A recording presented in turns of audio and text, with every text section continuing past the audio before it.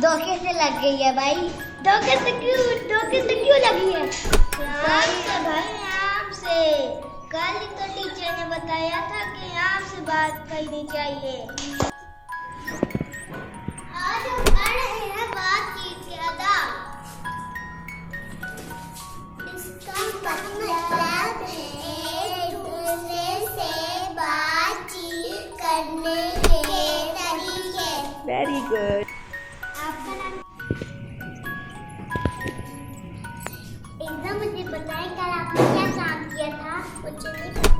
कल बताओ आपने टीचर ने कौन सा टेस्ट दिया है? आप स्कूल गई थी, आपको क्यों नहीं पता? आपको तो पता होना चाहिए था। मैं छुट्टी पे थे, आपसे आराम से कल ही टीचर ने बताया था कि अब बात नरमी से करनी चाहिए। Thank you. आपको पता है आज हम लोगों ने ग्राउंड में इतना खेल लिया, मेरा सांस नहीं चल रहा, मैं इतना थक चुका हूँ। आराम से टीचर ने कहा था कि थाल कर बात करनी होती है। शाबाश। आपका नाम क्या है? मेरा नाम मोहम्मद है।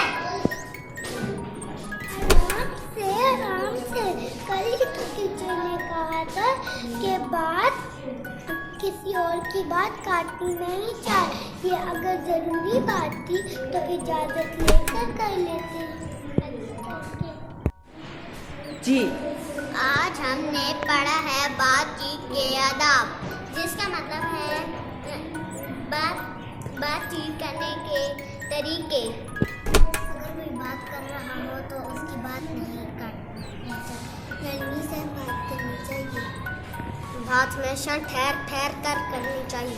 ये सब है बातचीत के आदाब। जी। आज हमने पढ़े हैं बातचीत के आदाब। किसी से बात आराम से बात नहीं करनी चाहिए, बात नरमी से करनी चाहिए, बात ठहर के करनी चाहिए। ये सब है बातचीत बातचीत के आदाब।